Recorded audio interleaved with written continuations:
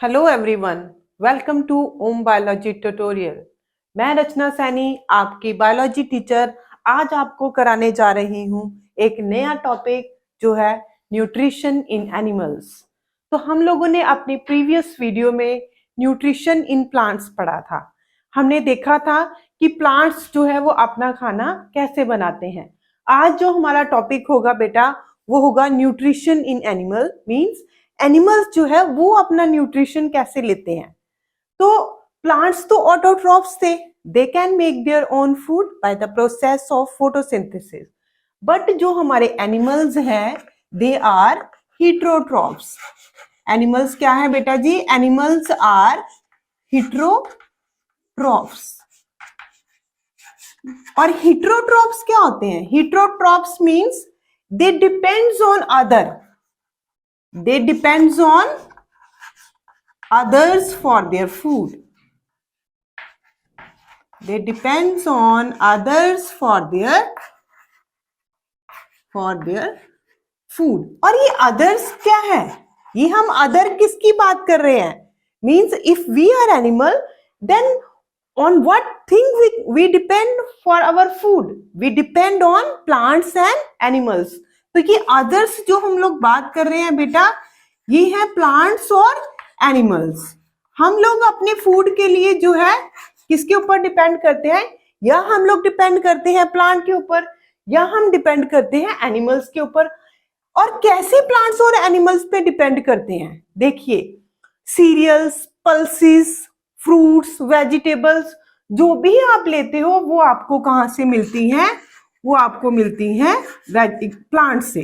तो सीरियल्स हो गए, पल्सेस हो गए, फ्रूट्स हो गए, वेजिटेबल्स हो गए, ये सारे जो प्रोडक्ट्स हैं that we get from plants. And where as milk है ना, curd, eggs, meat, these all we obtained from animals. So indirectly अगर हम लोग कहें या डायरेक्टली हम लोग कहें तो हम लोग प्लांट्स और एनिमल्स के ऊपर डिपेंड है अपने खाने के लिए। तो इस तरह से बेटा जो हमारे एनिमल्स हैं उनको हम लोगों ने कि वो किसके ऊपर डिपेंड है। देखो, कुछ तो प्लांट्स और एनिमल्स के ऊपर डिपेंड है अपने खाने के लिए। फॉर एग्जाम्पल वी है ना, हम लोग क्या है, कुछ वेजिटेरियन होते हैं, कुछ नॉन वेजिटेरियन होते हैं, कुछ प्लांट प्रोडक्ट्स को खाते हैं, वेयर एज कुछ एनिमल प्रोडक्ट्स को भी खाते हैं। Where as some animals eat only flesh of other animals. कुछ एनिमल्स ऐसे हैं जो सिर्फ मीट खाते हैं। बर्ड्स की बात करेंगे हम लोग जो है स्नेक्स की बात करेंगे, हम लोग फिशेस की बात करेंगे। तो these all are eating the meat of other animals. Where as some plants also are insectivorous, है ना। पीचर प्लांट की बात करें या वीनस फ्लाईट्रैप जो है प्लांट की बात करें तो they eat another plants. So on the basis of mode of their dependence की वो किसके ऊपर डिपेंड है अपने खाने के लिए, हम लोग जो है एनिमल को कैटेगराइज करते हैं बेटा 3 कैटेगरीज में। हर्बीवोर्स, कार्निवोर्स और ओमनिवोर्स। ये हमारे पास जो है 3 कैटेगरीज है एनिमल की। किस बेसिस पे हमने ये कैटेगरी बनाई है कि किस तरह के जो है फूड प्रोडक्ट पे डिपेंड करते हैं। जो हमारे हर्बीवोर्स एनिमल्स हैं दे ईट ओनली प्लांट्स। ये क्या करते हैं? ये सिर्फ और सिर्फ क्या खाते हैं बेटा? ये सिर्फ खाते हैं प्लांट्स। जैसे हम लोग जो है इसके एग्जाम्पल में हम लोग काऊ और गोट, शीप, बुफेलो, आप लोग जितने भी जो है हमारे प्लांट ईटिंग वाले एनिमल्स हैं वो सारे के सारे हमारे क्या हैं? हर्बीवोर्स हैं। वेयर एज अगर हम लोग कार्निवोर्स की बात करें तो कार्निवोर्स क्या है? कार्निवोर्स है हमारे बेटा मीट ईटिंग एनिमल्स। या हम लोग कह सकते हैं कि that eat flash of other animals, जो दूसरों का मांस खाते हैं उन्हें हम लोग क्या कहते हैं? उन्हें हम लोग कार्निवोर्स कहते हैं। और इसके हमारे पास एग्जाम्पल हैं जो है हम लोग जो है लॉयन का एग्जाम्पल ले सकते हैं, इसमें वॉल्फ का एग्जाम्पल ले सकते हो आप लोग, टाइगर का एग्जाम्पल ले सकते हो आप लोग, स्नेक का एग्जाम्पल ले सकते हो आप लोग। They are all are meat eating animal, ये मीट ईटिंग एनिमल है, they are called carnivorous animal. Where as हमारे पास थर्ड कैटेगरी आती है जो कि जिसमें कि हम लोग आते हैं, ह्यूमन बीइंग्स आते हैं। Human being eats both plant and animals, जो दोनों खाते हैं बेटा, both plants and animals, they are called omnivorous. और इसमें आप लोग जो है काऊ ले सकते हो, ह्यूमन बीइंग्स ले सकते हो, सॉरी काऊ नहीं, क्रो कह रही हूं मैं आपको, क्रो ले सकते हो, ह्यूमन बीइंग्स ले सकते हो आप लोग, डॉग ले सकते हो। तो ये क्या है, इनको अगर प्लांट से मिलने वाले प्रोडक्ट मिले तो ये वो भी खा लेंगे, और अगर इनको जो है एनिमल से मिलने वाले प्रोडक्ट मिले तो ये भी खा लेंगे। तो इस तरह से हम लोगों को कि ये किस तरह के प्रोडक्ट को ले रहे हैं, on the basis of that we categorize the animals into 3 categories which are herbivores, carnivores and omnivores. Now next हम लोग बात करेंगे कि अगर हम लोग जो है न्यूट्रिशन को देखते हैं, एनिमल्स के अंदर अगर हम लोग न्यूट्रिशन को देखते हैं कि वो किस तरह से न्यूट्रिशन लेते हैं, तो ये जो होल न्यूट्रिशन का प्रोसेस है दैट इन्वॉल्व 5 स्टेप्स। तो हम लोगों के लिए ये 5 जो स्टेप्स है ना बेटा, अगर आपने ये समझ लिए, ये 5 स्टेप्स जो है अगर आपने अपने दिमाग में जो है अच्छी तरह से घुसा लिए, जो 5 बेसिक स्टेप्स जो है हमारे इन्वॉल्व है न्यूट्रिशन में, तो समझो आपको न्यूट्रिशन इन एनिमल्स जो है वो क्लियर हो गया। वो आप लोग एनिमल्स के अंदर न्यूट्रिशन बड़ी अच्छी तरह से जो है वो एक्सप्लेन कर सकते हो। तो आपने क्या करना है, आपने अब मेरे साथ साथ ये 5 स्टेप्स को अपने दिमाग में अच्छी तरह से घुसाड़ लेना है, ठीक है। तो चलिए, तो the basic steps involved in nutrition are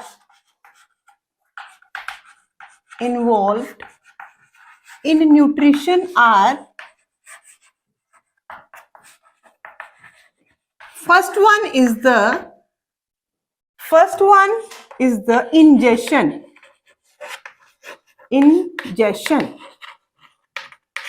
Second one is the digestion. Third one is the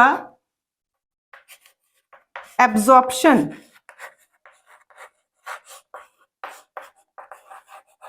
Fourth one is the assimilation. And fifth one is the egestion. So these are the 5 basic steps that are involved in nutrition. तो ध्यान से समझना है कि ये क्या है 5 steps, यही है न्यूट्रिशन इन एनिमल। यही 5 स्टेप्स जो है हम जो एनिमल्स होते हैं उनकी बॉडी में होते हैं। इस 5 स्टेप्स के जिसने इन 5 स्टेप्स को समझ लिया, समझो उनको न्यूट्रिशन का पता चल गया। तो फर्स्ट क्या है बेटा, फर्स्ट इंजेक्शन किसे कहते हैं हम लोग, इंजेक्शन कहते हैं इनटेक ऑफ फूड। किसे कहते हो आप लोग बेटा, इंजेक्शन, इनटेक ऑफ फूड। खाने को जो है इनटेक करना, खाने को अंदर लेकर जाना। The process of intaking the food into the body is called injection. और हम लोग जो है ये जो इनटेक है फूड की, ये किसके अंदर कर देते हैं, माउथ के अंदर कर देते हैं। हम जो है सबसे पहले खाने को लेकर कहां पर डालते हैं, हम लोग माउथ के अंदर डालते हैं। तो ये हमारा जो है फर्स्ट स्टेप होता है जिसे हम लोग कहते हैं injection. Now next step start होता है डाइजेशन। डाइजेशन का क्या मतलब है, डाइजेशन का मतलब है कि आप लोगों ने खाना खाया और वो जो खाना है वो उस समय कॉम्प्लेक्स इनसॉल्युबल फॉर्म में होता है। क्या होता है, जो हमारा जो फूड होता है वो जब हम लोग जो है मुंह के अंदर डालते हैं तो वो उस समय किस फॉर्म में है, कॉम्प्लेक्स इनसॉल्युबल फॉर्म में है। अब क्या होता है, 2 तरह से हम लोग जो है वो 2 तरह से जो है प्रोसेसेस के अंदर वो फूड जाएगा। फिजिकल जो है उसमें जो है हमारी डाइजेशन भी होगी और केमिकल भी होगी। फिजिकल में क्या होगा, फिजिकल जो है फिजिकल तरीके से क्या होगा कि जब हम लोग जो है वो उस खाने को मुंह में डालेंगे तो हमारे जो टीथ है उसे च्यू करेंगे, ग्राइंड करेंगे, ग्राइंड करके च्यू करके चबाकर उसकी क्या बना देते हैं, ये हो गया हमारा फिजिकल ब्रेकडाउन, मतलब उसकी पेस्ट बन गई है। अब पेस्ट बनने के बाद क्या होगा बेटा कि जो हमारे ग्लैंड्स हैं, ग्लैंड्स जूसेस सिक्रीट करेंगे और उन जूसेस में एंजाइम्स प्रेजेंट होंगे। एंजाइम्स जो है उसके ऊपर एक्ट करेंगे और वो करेंगे केमिकल ब्रेकडाउन। तो फूड पार्टिकल जो इन हमारा कॉम्प्लेक्स इनसॉल्युबल फॉर्म में है उसकी दो तरीके से ब्रेकडाउनिंग होती है। First by the physical means and then by the chemical means. Physical means chewing and grinding by the teeth and the chemical means कि जो हमारे juices हैं उनके द्वारा उनमें से जो निकले हुए एंजाइम्स हैं वो उसको ब्रेक डाउन करेंगे। तो अगर हम लोग एक सिंपल डेफिनेशन लेकर चलते हैं डाइजेशन की, तो डाइजेशन का मतलब क्या है? डाइजेशन का मतलब है द ब्रेकिंग ऑफ या the breakdown of complex insoluble food particles into simple soluble form। ठीक है, समझ में आया सभी को कि डाइजेशन का मतलब क्या है कि वो जो हम लोगों ने फूड लिया है, जो हम लोगों ने फूड मुंह के अंदर डाला है, उस फूड का क्या होगा, ब्रेक डाउन होगा। और वो फूड क्या है, अभी हमारा जो है कॉम्प्लेक्स इनसॉल्युबल फॉर्म में है, और वो इन कॉम्प्लेक्स जो इनसॉल्युबल फूड पार्टिकल्स होंगे वो ब्रेक डाउनिंग के बाद किसमें कन्वर्ट हो जाएंगे, सिंपल सॉल्युबल फॉर्म में। जो कि ब्रेक डाउनिंग दो तरीके की से होगी, एक होगी फिजिकल ब्रेकडाउन, एक होगी केमिकल ब्रेकडाउन। फिजिकल ब्रेकडाउन में हमारे टीथ जो है उसे ग्राइंड और च्यू करेंगे, और केमिकल ब्रेकडाउन में हमारे एंजाइम्स जो है उसको एक्ट कर सॉल्युबल फॉर्म में कन्वर्ट कर देंगे। तो ये हमारा जो है सेकंड स्टेप है, that is involve in the nutrition. Now third one is the absorption. अब हमारा फूड जो है वो डाइजेस्ट हो चुका है, वो जो डाइजेस्टेड सिंपल सॉल्युबल फॉर्म है फूड की, अब वो क्या होगी, जो हमारी इंटेस्टाइन की वॉल्स हैं वो उसे एब्जॉर्ब करेंगी और उसे किसे पास कर देंगी, ब्लड स्ट्रीम को, मतलब ब्लड को पास करेंगी। उसे हम क्या कहते हैं, एब्जॉर्प्शन कहते हैं। तो क्या लिख सकते हो आप लोग एब्जॉर्प्शन की definition, the process in which digested food is absorbed by the wall of intestine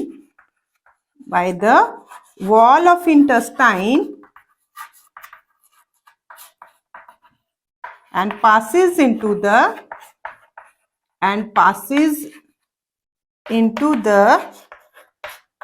blood stream. समझ में आया सभी को बेटा? क्या होता है, देखो जो हमारा फूड है जो वो सिंपल सॉल्युबल फॉर्म में आ जाता है, तो फिर उसके बाद हमारी जो इंटेस्टाइन की वॉल्स होती हैं वो उस डाइजेस्टेड फूड को एब्जॉर्ब करती हैं, और एब्जॉर्ब करने के बाद वो किस में डाल देती हैं, इंटेस्टाइनल की वॉल्स जो है बेटा। फॉर एग्जांपल ये हमारा इंटेस्टाइन है, ये इंटेस्टाइन नहीं है कि इंटेस्टाइन की वॉल्स है। तो इंटेस्टाइन जो वॉल्स हैं इनके साथ मतलब यहाँ पर हमारी जो है कुछ इस तरह से जो है फिंगर लाइक प्रोजेक्शंस प्रेजेंट होती हैं, जिन्हें विलाई कहते हैं। सब समझ में आएगा, बस थोड़ा सा यहाँ पे कॉन्सेप्ट समझ लो कि यहाँ पे हम लोग क्या कह रहे हैं कि फॉर एग्जांपल हमारा जो फूड है वो डाइजेस्ट हो चुका है, वो सॉल्युबल फॉर्म में आ चुका है। तो ये जो सॉल्युबल डाइजेस्टेड फूड है इसे इंटेस्टाइन की वॉल्स जो है क्या करेंगी, एब्जॉर्ब करेंगी, और एब्जॉर्ब करके इनके साथ जो है अटैच्ड होंगी ब्लड वेसल्स, और इसे ये बेटा इसको एब्जॉर्ब करके ये किसको भेज देती हैं, ब्लड वेसल्स को भेज देती हैं जिसके अंदर ब्लड प्रेजेंट है। तो now the food passes from the wall of the intestine into the blood stream and this process is called absorption. Now fourth step is the assimilation. अब क्या होगा बेटा, देखो कि हमारा जो डाइजेस्टेड फूड है वो कहाँ पे आ चुका है, हमारा ब्लड में आ चुका है। अब ये ब्लड क्या करेगा, ब्लड वेसल्स तो हमारी पूरी की पूरी बॉडी में डिस्ट्रीब्यूट होती हैं, तो ब्लड क्या करेगा, ब्लड उस सारे डाइजेस्टेड फूड को कहाँ पे पहुंचा देगा, each and every cell of the body. हर एक बॉडी के सेल को अब क्या पहुंच गया है, फूड पहुंच गया है। और फूड वहां पे अब क्या होना है, यूटिलाइज्ड होना है। किसके लिए यूटिलाइज्ड होना है, क्योंकि उस फूड से हमें क्या मिलनी है, एनर्जी मिलनी है, या उस फूड से हमारी ग्रोथ होनी है, या हमारी रिपेयर होनी है बॉडी की, और उसी को हम क्या कहते हैं, एसिमिलेशन कहते हैं। तो हम लोग एसिमिलेशन की डेफिनेशन क्या लिख सकते हैं, द प्रोसेस in which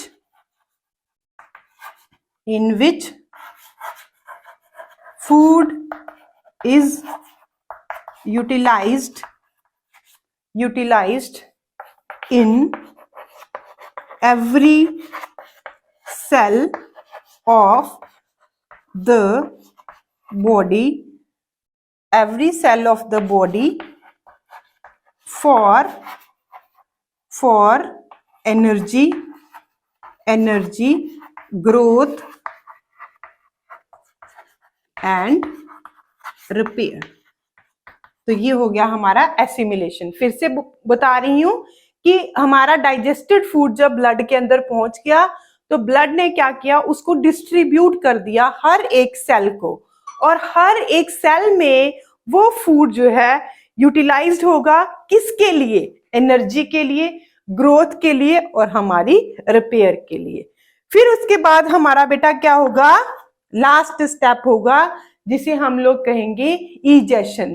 तो आपको पता है सारा का सारा जो फूड पार्टिकल्स है या सारा का सारा फूड जो है वो डाइजेस्ट नहीं होगा, कुछ फूड ऐसा भी होगा जो अनडाइजेस्टेड रह जाएगा। तो उस अनडाइजेस्टेड फूड को बॉडी से बाहर रिमूव करने को हम लोग कहते हैं इजेशन। तो हम लोग क्या कह सकते हैं, इसकी डेफिनेशन क्या लिख सकते हैं, the process of removal of undigested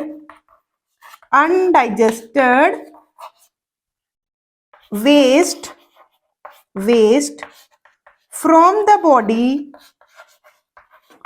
the body is called egestion। तो ये है बेटा हमारे न्यूट्रिशन के 5 main steps. First, ingestion, then second one is the digestion, third one is the absorption, fourth one is the assimilation and fifth one is the egestion। तो hope करती हूं कि सभी को ये अच्छी तरह से समझ में आया होगा। नहीं आया है फिर भी आप लोग जो है मुझे कमेंट करके बता सकते हैं। मैं फिर से आपका कोई भी टॉपिक अगर आपको नहीं क्लैरिफाई हो रहा, कुछ भी अगर आप पूछोगे, अगर आप कमेंट सेक्शन में लिखोगे, मुझे बताओगे अपने डाउट्स, तो मैं अगली वीडियो में आपको वो कमेंट्स जो है आपके पक्का, वो जो डाउट्स होंगे बेटा वो पक्का क्लियर करूंगी। तो ये हमारे जो है 5 स्टेप्स हैं जो है हमारे न्यूट्रिशन के, और बहुत से सिंपल जो है स्टेप्स। ऐसे इसको मतलब कि आपने इतने जो है मुश्किल चीज में लेकर मत चलो, बस इसको अपनी बॉडी से रिलेट करके लेकर चलो कि हम लोग खाना खाते हैं, हम लोग खाना तोड़कर मुंह में डालते हैं, वो इंजेक्शन, फिर वो मुंह के अंदर उस खाने की ब्रेक डाउनिंग होती है, फिर वो जो है पेस्ट बनती है, उस पेस्ट पे एंजाइम एक्ट करते हैं और उसे सॉल्युबल फॉर्म में कन्वर्ट करते हैं, दैट इज द डाइजेशन। फिर वो जो सॉल्युबल फॉर्म होती है वो एब्जॉर्ब होकर हमारे ब्लड में चली जाती है, उसे एब्जॉर्प्शन। फिर ब्लड क्या करता है, उसको हर एक सेल तक पहुंचाता है, और उस हर एक सेल में जाकर वो खाना यूटिलाइज्ड होता है किसके लिए? एनर्जी के लिए, ग्रोथ के लिए और रिपेयर के लिए. That is the assimilation. And some of the food material remain undigested, and the removal of that undigested waste material is called digestion. So this is the these are the steps of nutrition. तो रब कर देती हो बेटा, लिख लिया होगा, आप सभी ने नोट कर लिया होगा.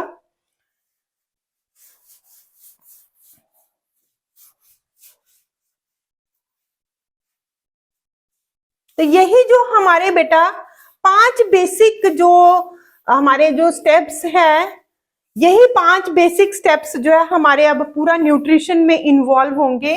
तो देखिए वो कैसे इन्वॉल्व होंगे. तो सबसे पहले जो है हम लोग न्यूट्रिशन करेंगे यूनिसेलुलर ऑर्गेनिजम्स में. और यूनिसेलुलर ऑर्गेनिज्म में हम लोग एग्जांपल लेंगे बेटा जो हमारे सिलेबस में है, जहां जो हम लोग डिस्कस करेंगे amoeba and paramecium. amoeba and paramecium. तो सबसे पहले बेटा हम लोग यूनिसेलुलर ऑर्गेनिज्म एमीबा के अंदर ही न्यूट्रिशन देखेंगे कि एमीबा के अंदर आखिर न्यूट्रिशन कैसे होती है. तो पहले हम लोग हमारा नेक्स्ट जो टॉपिक रहेगा बेटा वो क्या रहेगा? Nutrition in amoeba. तो एमीबा क्या है बेटा? एमीबा जो है ये एक यूनिसेलुलर ऑर्गेनिज्म है. Means their body is made up of single cell. Amoeba की बॉडी जो है वो एक ही सेल से मिलकर बनी होती है. दूसरा क्या है? ये ओमनिवोरस है. Omnivorous means it eat microscopic plants and animals that float in water bodies. because amoeba जो है ये पानी के अंदर रहता है. ये वाटर जो जितने भी हमारे वाटर सोर्सेस है वहां पे रहता है. तो ये खाता क्या है? जो माइक्रोस्कोपिक प्लांट्स और एनिमल्स होते हैं ना उनको खाता है. तो it eats microscopic plants and animals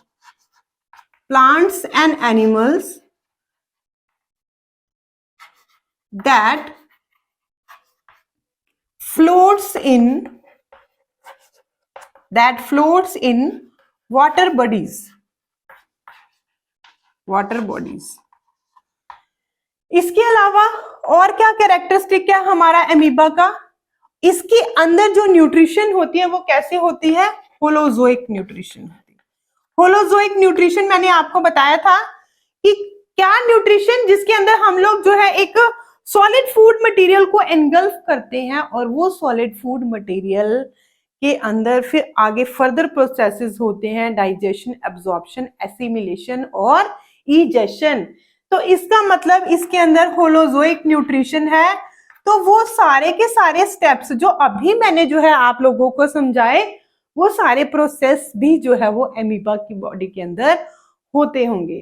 तो डायग्रामेटिकली हम लोग समझते हैं कि एमीबा के अंदर न्यूट्रिशन किस तरह से होती है. बहुत ही आसान है, बहुत ही इंटरेस्टिंग है. बस इंटरेस्ट से पढ़ना है और अपनी कंसंट्रेशन बनाए रखनी है. तो सबसे पहले हम लोग जो है एमीबा के स्ट्रक्चर के बारे में ही देख लेते हैं. एमीबा कैसा होता है? ये है हमारा एक सिंपल सा एमीबा का डायग्राम. ठीक है बेटा जी. ये क्या है? हमारा एमीबा है. इर्रेगुलर सी बॉडी है, इसकी कोई डेफिनेट बॉडी नहीं होती है, बड़ा फ्लेक्सिबल सा होता है. जब चाहे अपनी शेप को जो है वो ये चेंज कर सकता है. ये जो हमारे पतली सी लाइन बनाई है ये और कुछ नहीं है. ये क्या है बेटा? सेल मेम्ब्रेन है एमीबा की. और ये जो है बेटा ये है इसका cytoplasm and this is the nucleus. तो ये बन गया स्ट्रक्चर एमीबा का. ये एक अमीबा है, ये एक यूनिसेलुलर ऑर्गेनिज्म है. यूनिसेलुलर ऑर्गेनिज्म का मतलब कि सिंगल सेल्ड ऑर्गेनिज्म. तो जितने भी लाइफ प्रोसेसेस होंगे वो ये जो अकेला सेल होगा यही करेगा.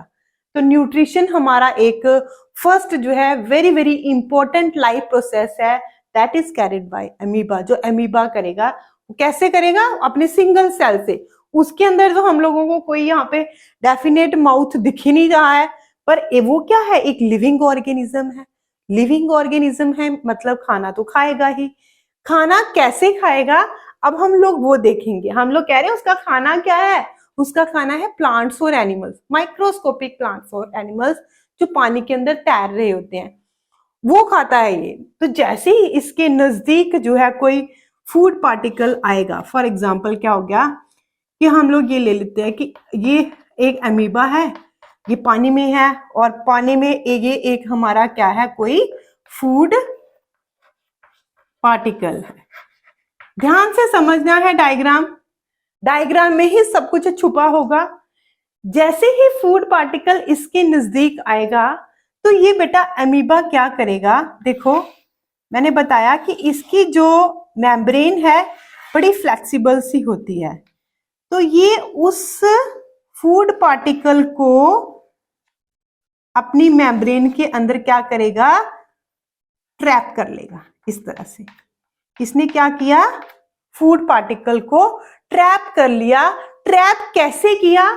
इसने ये जो फिंगर लाइक स्ट्रक्चर बनाए, जब इसके नजदीक कोई फूड पार्टिकल आया तो इसने उसको कैप्चर करने की कोशिश की। कैप्चर कैसे करने की कोशिश की? कि इसकी जो सेल मेम्ब्रेन है वो इनफोल्डेड हो गई। इनफोल्डेड होके उसने फिंगर लाइक प्रोजेक्शंस बना लिए, और ये फिंगर लाइक प्रोजेक्शंस हम लोग क्या कहते हैं? Very very important, pseudopodia. क्या है ये? सूडोपोडिया है, जिसे क्या कहते हैं? फॉल्स फुट भी कहते हैं अमीबा के। फॉल्स फुट क्यों कह रहे हैं हम लोग? परमानेंट फुट नहीं है ये कब बनते हैं? जब इसके नजदीक क्या आ जाता है? कोई फूड पार्टिकल आ जाता है। बाकी स्ट्रक्चर बेटा सेम रहेगा। ये हमारा न्यूक्लियस हो गया, ये साइटोप्लाज्म हो गया, है ना, ये साइटोप्लाज्म है, ये हो गया हमारा। अब क्या है बेटा कि क्या होगा? सूडोपोडिया बना लिया। अब ये जो सूडोपोडिया है ना, ये धीरे धीरे क्या करेगा? यहां से टच होके ये फिर से जो है इसकी वॉल इधर चली जाएगी। ठीक है, इसकी वॉल इधर चली जाएगी और फूड पार्टिकल जो है वो पूरा एक मेम्ब्रेन में आ जाएगा, मतलब उसके बाहर एक पूरा कवर आ जाएगा। और इसको हम लोग क्या कहते हैं? ये मैं अभी ऐसे समझा रही हूं, ये मैं नेक्स्ट स्टेप में बनाऊंगी। यहाँ पे हम लोग जो है फिर से वैसे ही कर लेते हैं। देखो ये वाला डायग्राम हम लोग फिर से वैसे ही बना लेते हैं कि मैंने बताया आप लोगों को कि ये जो है हमारा फर्स्ट स्टेप हुआ है, और ये फर्स्ट स्टेप हमारा क्या हुआ है? इंजेक्शन हुई है। इंजेक्शन थ्रू माउथ नहीं हुई है। इंजेक्शन किसके थ्रू हुई है? किसके थ्रू जो है फूड पार्टिकल अमीबा ने एनगल्फ किया है? By forming pseudopodia, that is the false foot. तो ये था हमारा first step, that is the injection. Now second step में क्या होगा? देखो बेटा, सेकेंड स्टेप में क्या है कि जो ये हमारी ये जो सूडोपोडिया है ये फिर से अपने जो है पोजीशन पे आ जाएंगे। ये जो हमारा फूड पार्टिकल है ये पूरा जो है इधर बीच में आ जाएगा, और इसके अंदर क्या आ जाएगा? इसके अंदर आ जाएगा फूड पार्टिकल। जैसे ही इसके अंदर फूड पार्टिकल आया, साइटोप्लाज्म के बीच में जो डाइजेस्टिव एंजाइम्स थे उन्होंने फूड वैक्यूल के अंदर क्या मार दी? एंट्री मार दी। किन्होंने एंट्री मार दी? डाइजेस्टिव एंजाइम्स ने। एंजाइम्स का काम क्या होता है? सबसे पहले ये समझो, एंजाइम का काम होता है, अभी मैंने कहा ना कि ब्रेक डाउनिंग होती है कॉम्प्लेक्स फूड मॉलिक्यूल्स की सिंपलर और सॉल्युबल फॉर्म में। वो ब्रेकडाउन मैंने आपको बताया, एक तो होती है फिजिकल जो है प्रोसेस के थ्रू, या फिजिकल जो है ब्रेकडाउनिंग जिसमें हमारे टीथ काम करते हैं, और एक होती है केमिकल जो है ब्रेकडाउनिंग, और केमिकल ब्रेकडाउनिंग होती है थ्रू द एंजाइम्स। एंजाइम्स जो होते हैं उस फूड पार्टिकल पे एक्ट करते हैं और उसको ब्रेकडाउनिंग करते हैं। हम लोग यहाँ पर बात कर रहे हैं कि जैसे ही फूड पार्टिकल जो है वो एमीबा की बॉडी के अंदर एंटर किया, तो एमीबा ने क्या कर लिया? उसको फूड वैक्यूल के अंदर ट्रैप कर लिया। फूड वैक्यूल बन गया है। जैसे ही फूड वैक्यूल बन गया, एंजाइम्स को पता चल गया कि हाँ जी हाँ, एक शिकार आ गया है। सारे के सारे जो डाइजेस्टिव एंजाइम्स थे उन्होंने क्या किया, उन्होंने एंट्री मार दी। किसके अंदर एंट्री मार दी? फूड वैक्यूल के अंदर एंट्री मार दी। और उन्होंने क्या किया, उस वो जो हमारा जो फूड पार्टिकल था उसको उन्होंने ब्रेक डाउनिंग कर दी सिंपलर और सॉल्युबल फॉर्म में। नेक्स्ट डायग्राम बनाएंगे बेटा अब हम लोग।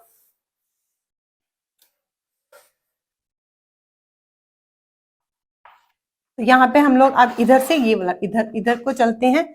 तो ये वाला जो हमारा स्टेप है, this one is the second step, that is the digestion. और digestion means the break downing of complex insoluble food particle into the soluble and simple form. Okay.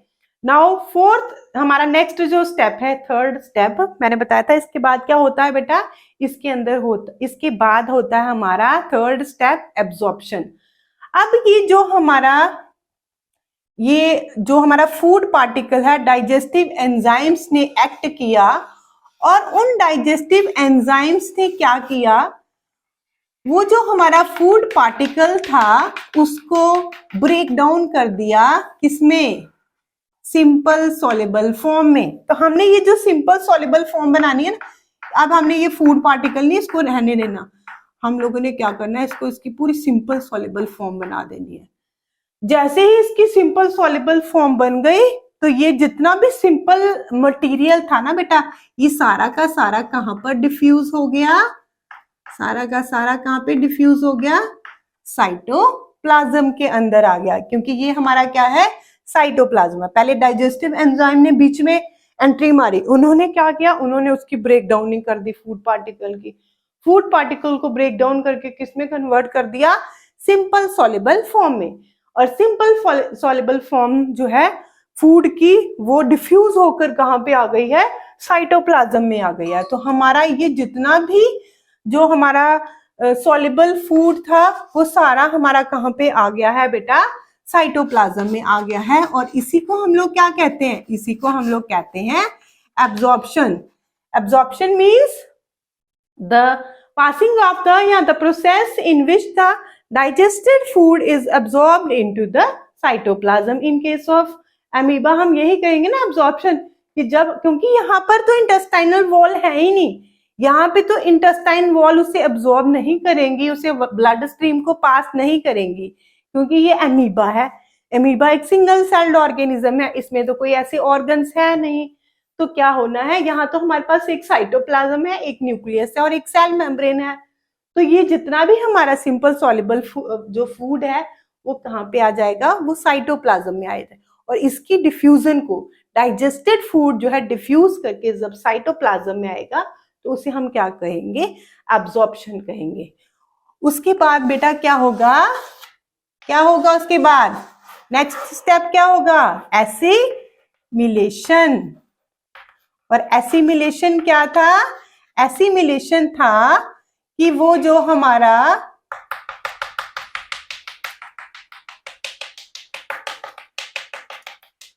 ये जितना भी हमारा बेटा डाइजेस्टेड फूड जो साइटोप्लाज्म में आया है, अब वो क्या हो जाएगा? यहाँ पर यूटिलाइज्ड हो जाएगा। क्या हो जाएगा? यूटिलाइज हो जाएगा। यूटिलाइज होकर वो किसके लिए यूटिलाइज होगा? अमीबा को क्या चाहिए? अमीबा को एनर्जी चाहिए। उसको एनर्जी देने के लिए, उसकी ग्रोथ के लिए, उसकी रिपेयर के लिए ये सारा का सारा जो है यूटिलाइज्ड हो जाएगा। और लास्ट जो हमारा स्टेप रहेगा वो रहेगा क्या? ऐसे बना ले डायग्राम, ठीक है।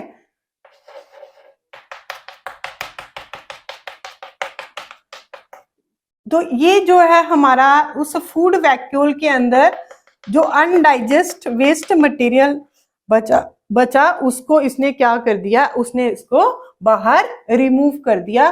तो ये हमारा क्या हो गया? इजेशन हो गया। क्योंकि मैंने आप लोगों को बताया था ना कि सारा का सारा फूड जो है वो डाइजेस्ट नहीं होता है, कुछ ऐसा भी होता है जो अनडाइजेस्ट रह जाता है।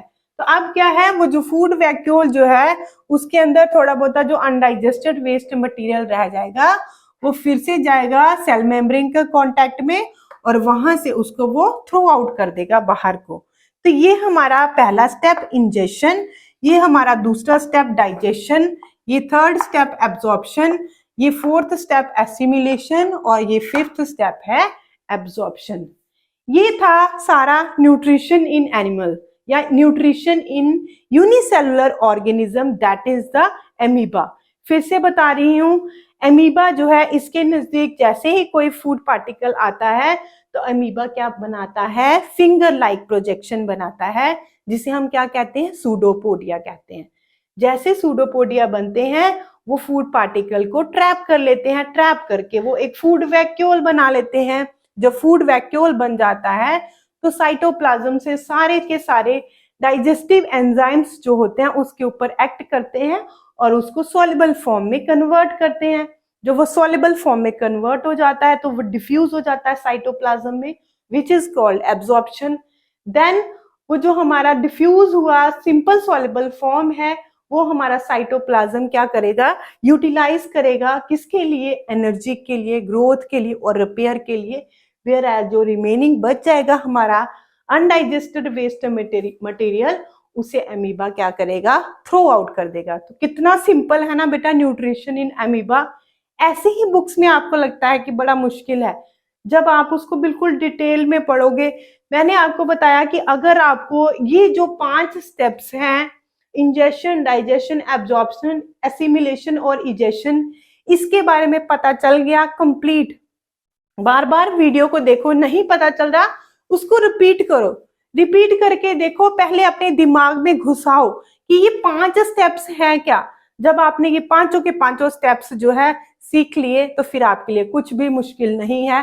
फिर हम लोग जो अभी नेक्स्ट करेंगे ना अगली क्लास में, न्यूट्रिशन इन ह्यूमन बींग्स, वो आपके लिए समझना बड़ा आसान हो जाएगा। पर उसके लिए आपको जो है वीडियो भी देखनी पड़ेगी और इसको समझना भी पड़ेगा। तो इसके बाद हम लोगों ने ये अमीबा में कर ली बेटा न्यूट्रिशन।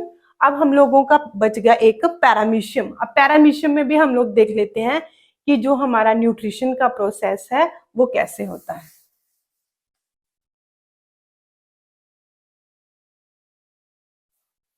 पैरामीशियम भी क्या है बेटा, पैरामीशियम भी एक सिंगल सेल्ड ऑर्गेनिज्म है। क्या है, सिंगल सेल्ड ऑर्गेनिज्म है। ज्यादा डिटेल नहीं करेंगे हम लोग, पर आप लोगों को पता होना चाहिए कि पैरामीशियम, पैरामीशियम क्या है, एक यूनिसेलुलर ऑर्गेनिज्म है, यूनिसेलुलर ऑर्गेनिज्म है। डायग्राम बनाते हैं इसका और फिर देखते हैं कि कैसे होती है इसके अंदर। देखो डायग्राम बनाओ पहले।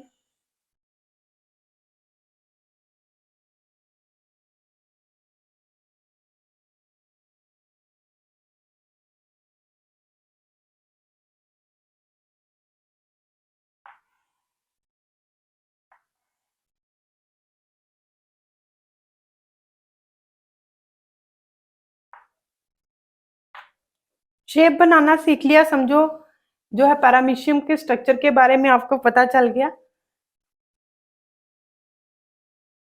ये है पैरामीशियम, बॉडी के ऊपर hair like projection present, body के ऊपर क्या present, hair like projection present which we call cilia. Hair like structure present on the unicellular organism is called cilia. और जो हमारा पैरामीशियम है इसकी पूरे की पूरी बॉडी के ऊपर हेयर लाइक प्रोजेक्शंस प्रेजेंट होते हैं, जिन्हें हम लोग क्या कहते हैं, सीलिया कहते हैं।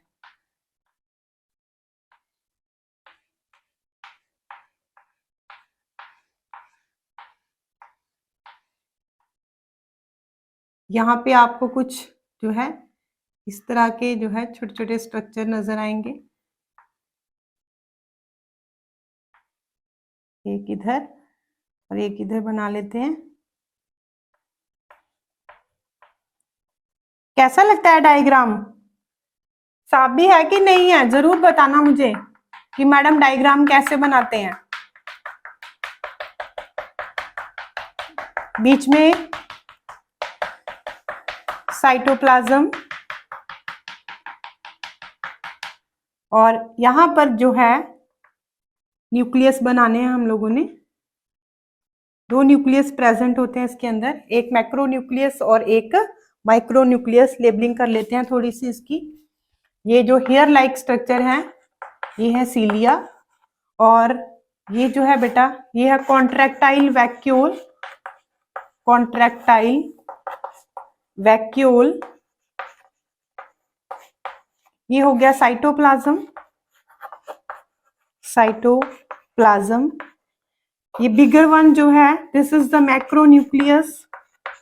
Macro nucleus and smaller one is the micronucleus.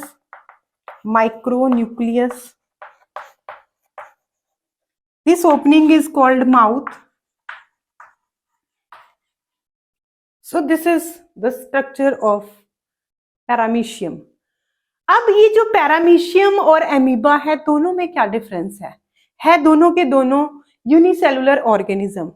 पर हम लोगों ने देखा था कि जो हमारा एमीबा था उसमें कोई डेफिनेट माउथ नहीं था। वो जो फूड पार्टिकल एनगल्फ करता था वो किसके थ्रू करता था? With the help of a pseudopodia that are called false food.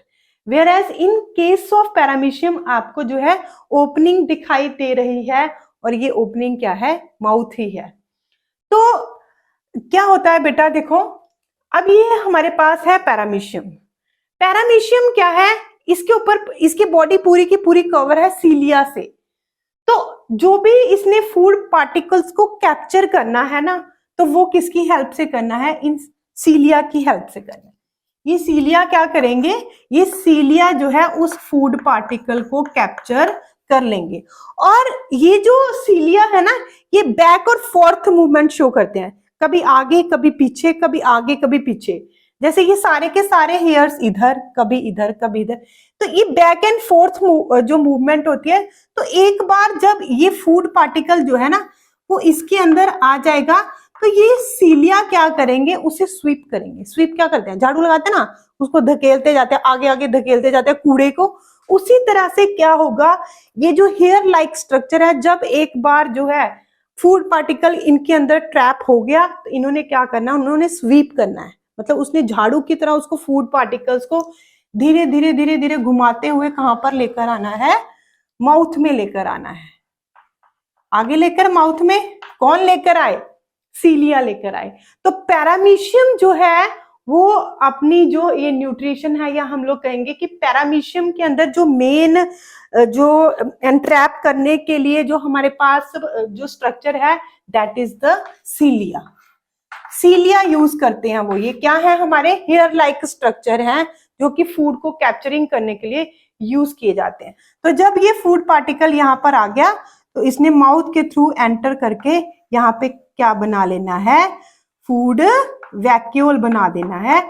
और बाकी जितने भी हमारे फर्दर प्रोसेसेस हैं, डाइजेशन, एब्जॉर्प्शन, एसिमिलेशन और इजेशन सेम होने हैं। कैसे? ये देखो, ये फूड वैक्यूल के अंदर आ गया फूड पार्टिकल, तो सारे के सारे जो डाइजेस्टिव एंजाइम्स है एंटर करके, डाइजेस्टिव एंजाइम्स ने इसे ब्रेक डाउन करके क्या किया? सॉल्युबल फॉर्म में कन्वर्ट कर दिया। जब सॉल्युबल फॉर्म में कन्वर्ट होगी तो ये किसके अंदर डिफ्यूज कर गया? साइटोप्लाज्म के अंदर। जब साइटोप्लाज्म के अंदर डिफ्यूजन हो गई तो फिर क्या हुआ? साइटोप्लाज्म ने उस फूड पार्टिकल को यूज किया किसके लिए? ग्रोथ के लिए, रिपेयर के लिए और अपनी मेंटेनेंस के लिए। मतलब फूड ने यूटिलाइज होना है साइटोप्लाज्म के अंदर। जब तक वो यूटिलाइज ही नहीं होगा तो फायदा क्या है? खाना क्यों खाते हैं? खाना खाते हैं क्योंकि हमें खाने से एनर्जी मिलती है। यही कहते हैं ना, यही छोटी क्लास से पढ़ते आ रहे हो। खाना क्यों खाते हैं? खाने से हमें एनर्जी मिलती है। पर भाई ये एनर्जी ऐसे थोड़ी मिल जाती है, ये कुछ हमारे जो है प्रोसेसेस होते हैं जिनके थ्रू जो है हमें गुजरना पड़ता है उस फूड पार्टिकल को, और फिर जाकर जो है एनर्जी मिलती है। तो पैरामीशियम जो है यूज करते हैं hair like structure that is called cilia for entrapping the food particle, whereas amoeba use the finger like projection that is called pseudopodia for entrapping or for engulfing the food particle. So this is all about the nutrition in unicellular organism. आज हम लोगों ने सिर्फ unicellular organism में nutrition की है कि unicellular organism single celled organism है, खाना वो भी खाते हैं, पर कैसे खाते हैं ये आज हम लोगों ने डिस्कस किया है।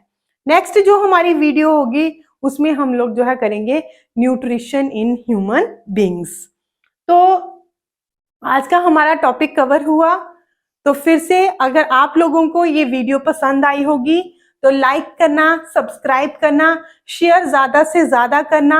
अगर आपको कोई भी डिफिकल्टी आती है, कोई भी प्रॉब्लम होती है, या आपको कुछ भी चीज मेरी जो है जो आवाज है वो आपको नहीं सुनाई देती, या आपको क्लैरिटी इधर से नहीं दिख रहा है, कोई चीज क्लियर नहीं, आप लोग कमेंट सेक्शन में कमेंट्स करके मुझे जरूर बताना कि वीडियो आपको कैसी लगी, कैसे मैं कराती हूँ। क्योंकि मैं बार बार बताती हूँ कि अगर आप लोग जो है मुझे बताओगे तो मैं अपनी कमियों को पूरा करूंगी, और जो नेक्स्ट वीडियो को लेकर आऊंगी वो और भी ज्यादा, इससे भी ज्यादा जो है इंटरेस्टिंग होगी और अच्छे तरीके से लेकर आऊंगी।